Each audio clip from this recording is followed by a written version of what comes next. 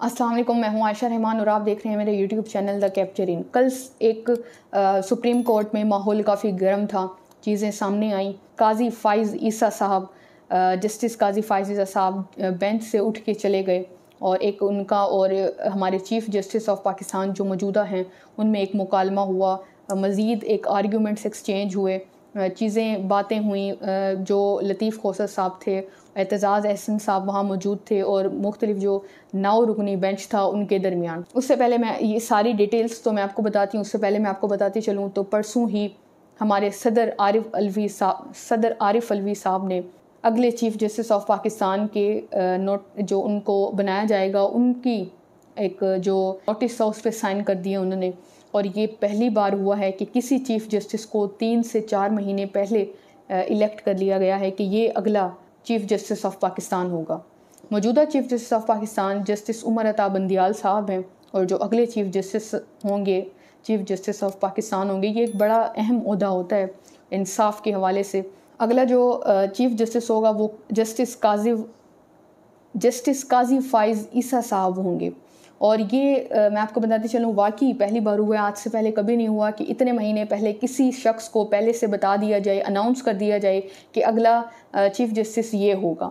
और इसके साथ साथ ये कि अब जो एक सवाल उठा पिछले दिनों, सिविलियंस का ट्रायल आपको पता हो 9 मई का वाक़या हुआ, तो 9 मई के वाक़ये के बाद से ही सिविलियंस का जो ट्रायल होता है वो कभी भी मिलिट्री कोर्ट में कंडक्ट नहीं किया जा सकता। ये पहली बार हो रहा है कि सिविलियंस के ट्रायल को मिलिट्री कोर्ट में कंडक्ट किया जाएगा और उनको मिलिट्री कोर्ट के हवाले से जो आर्मी कोर्ट हैं उनके हवाले से सज़ाएं दी जाएंगी। अब इन मिलिट्री कोर्ट्स को जब अनाउंस किया गया कि सिविलियंस को, हम लोगों को, मैं आपको यहाँ पे दोबारा बताती चलूँ, सिविलियंस वो लोग होते हैं जो हम हैं, हमारा फ़ौज से कोई ताल्लुक़ नहीं है, हम फ़ौज के अंडर नहीं आते, तो हम लोग सिविलियंस हैं। तो मिलिट्री कोर्ट में उन लोगों का ही ट्रायल होता है जो आर्मी के अंडर होते हैं, आर्मी के लोग होते हैं, उनका होता है। आम पाकिस्तानियों का, हम सिविलियंस का ट्रायल हरगिज़ कंडक्ट नहीं हो सकता, सिवाय चंद एक चीज़ें होती हैं उनकी अगर हो तो। अब 9 मई का जब से वाक़या पेश आया तो आर्मी चीफ़ ने ये कहा कि फ़ौज ने भी ये एक अनाउंस किया कि लोगों का जो ट्रायल होगा, जो लोग इन सारी मामलात में शामिल थे उनका ट्रायल मिलिट्री कोर्ट में होगा। और बहुत ज़्यादा चांसेस हैं कि इमरान खान का ट्रायल भी मिलिट्री कोर्ट में ही कंडक्ट किया जाएगा। अच्छा, अब आगे कुछ इस तरह से होता है कि एतज़ाज़ एहसन और लतीफ़ खोसर साहब ने दरख्वास्त दी थी सुप्रीम कोर्ट में इसको चैलेंज करते हुए कि सिविलियंस का ट्रायल हरगिज़ मिलिट्री कोर्ट में नहीं होना चाहिए। हमारे पास इंसदाद दहशतगर्दी की अदालतें मौजूद हैं, वहाँ पे सिविलियंस का ट्रायल हो, ना कि ट्रायल हो तो मिलिट्री कोर्ट में। यहाँ पे मैं एक अहम बात भी आपको बताती चलूँ तो अगर इमरान खान या किसी भी दूसरे सिविलियन का ट्रायल आर्मी कोर्ट में होता है तो वो जब अपील करता है, हमारे नॉर्मल लॉज में जब हम अपील करते हैं, नीचे की कोर्ट हो तो हाई कोर्ट में, हाई कोर्ट से डिसीजन आए तो वहाँ से फिर हम लोग सुपीरियर कोर्ट, सुप्रीम कोर्ट में करते हैं। लेकिन यहाँ पे हरगिज़ ऐसा नहीं होता। यहाँ पे जो पहली अपील की जाती है केस के ख़िलाफ़, जो एक फ़ैसला आता है उसके ख़िलाफ़, तो वो आर्मी चीफ़ से ही की जाती है। अगर तो इमरान खान को कोई भी सज़ा होती है या कुछ भी होता है तो अगर वो अपील करेंगे तो आर्मी चीफ़ को करेंगे। और आप सबको पता है आर्मी चीफ़ और इमरान खान का पहले से ही मसला। इमरान खान ने एक इंटरव्यू में भी ये बात की, उन्होंने कहा कि आर्मी चीफ़, जो मौजूदा आर्मी चीफ़ हैं हमारे आसिम मुनीर साहब, वो DGISI के तौर पे मैंने उनको खुद हटाया था, मुझे कुछ ज़ाती नौयत की उनसे कुछ हमारे मसले थे। तो ये एक उनका इंटरव्यू मौजूद है, ऑन एयर मौजूद है, जिसमें उन्होंने ये एतराफ़ किया और गुज़िश्ता दिनों ही किया है।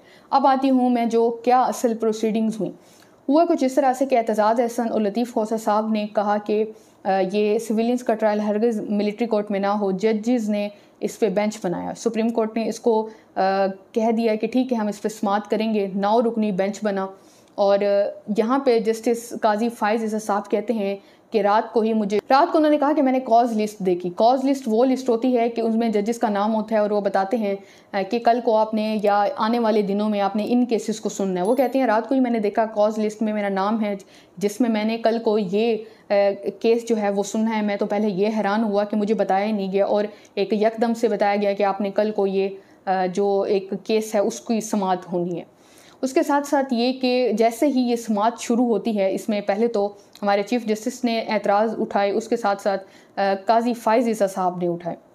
काजी फाइज ईसा साहब जो हैं उन्होंने कहा कि जब तक supreme court procedural practice and procedural bill जो है एक पेश हुआ था, अगर आप लोगों को याद हो, मैंने इस पर डिटेल्ड वीडियो बनाई थी और आप सबको बताया था कि ये एक कानून में तरमीम हुई है सुप्रीम कोर्ट की, जो हमारी हुकूमत ने की है, मौजूदा हुकूमत ने, कि हमारा चीफ जस्टिस ऑफ पाकिस्तान हरगिज़ सू मोटो नहीं ले सकता। अगर लेगा तो वो 3 जजेस होंगे, सीनियर जजेस, जो फैसला करेंगे और बताएंगे कि ये ले सकते हैं या नहीं ले सकते।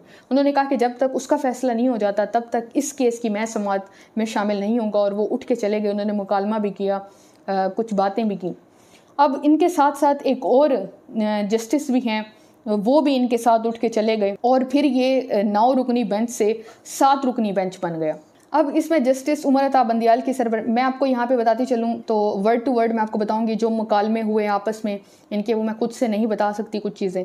अब हुआ कुछ इस तरह से कि जस्टिस उमर अता बंदियाल की सरबराही में 9 रुकनी बेंच में सीनियर तरीन जज काजी फाइज ईसा, अब ये समाअत शुरू होती है तो उसके दौरान जो सीनियर वकील हैं अब्दुल लतीफ़ खोसा साहब ने कहा कि वकीलों के घरों पर होने वाले मुबैना हमलों का जिक्र करते हुए उन्होंने कहा कि मेरे घर पर भी हमला हुआ, जबकि उज़ैर भंडारी को चंद घंटे के लिए गायब किया गया। उन्होंने मज़ीद कहा कि वकला और सहाफ़ियों की गिरफ्तारी और उनके घरों पर छापों पर अफसोस का इजहार करते हुए कि सहाफ़ियों को रिहा कर देना चाहिए। अब चीफ जस्टिस ने यहाँ पे कहा कि चाहे सिविल कोर्ट हो या फौजी अदालत, मुल्जिम को वकील के ज़रिए दिफा का मौका मिलना चाहिए, जबकि यहाँ वकीलों को ही उठाया जा रहा है। चीफ जस्टिस साहब ने मज़ीद कहा कि केस को जल्द निपटाना चाहते हैं। इस केस को सुनने वाला बेंच अब यहीं रहेगा। अगर बेंच का एक भी रुकन ना हुआ तो समाअत नहीं हो सकेगी। उम्मीद है मिलिट्री कोर्ट में जो एक ट्रायल है वो शुरू नहीं हुआ होगा। समाअत के जैसे ही शुरू हुई उसमें जस्टिस काजी फाइज ईसा साहब ने अटॉर्नी जनरल को रोस्ट्रम पर आकर सुप्रीम कोर्ट के कवानीन पढ़कर सुनाने का कहा। अभी जैसे ये होता है उसके बाद उन्होंने कहा कि ताज्जुब हुआ कि कल रात 8 बजे कॉज लिस्ट में मेरा नाम आया। जैसे कि मैंने आपको पहले बताया, मुझे दुख और सदमा और ताज्जुब भी हुआ। उन्होंने आगे मजीद कहा कि आज के 9 रुकनी बेंच को बेंच तसव्वुर नहीं करता। मैं केस सुनने से माजरत नहीं कर रहा। प्रैक्टिस एंड प्रोसीजरल एक्ट का फैसला होने तक किसी बेंच में नहीं बैठूंगा। सबसे माजरत चाहता हूँ कि जजेस को जहमत हुई। यहाँ पर उन्होंने कहा कि जब तक ये फैसला नहीं होता तब तक मैं किसी भी केस की समाअत नहीं करूँगा। इसके साथ साथ जस्टिस तारिक मसूद ने कहा कि वो भी जस्टिस काजी फाइज साहब के मौक़िफ़ की तायद करते हैं और ये भी बेंच से उठ गए। ये 2 जजेस थे जो उठ गए बेंच से, और बाकी जो 7 जजेस थे उन्होंने आगे प्रोसीडिंग्स को शुरू किया। वो भी वकीलों ने काफ़ी एक दरख्वास्त की कि आप इसको ऐसे नहीं छोड़ के जाएँ, ये घर का ही मसला है। आगे वो कहते हैं कि वकील एतजाज़ एहसन ने कहा कि घर के तहफ़्फ़ुज़ के लिए केस सुन लें, आप सुप्रीम कोर्ट में मिल बैठकर फैसला करने के पाबंद हैं।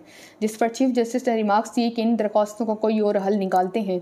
जस्टिस तारिक मसूद ने रिमार्क्स दिए कि इस वक्त हम 9 जजेस हैं, हम फैसला कर देते हैं इस केस में, तो कल को अपील पर फैसला कौन करेगा?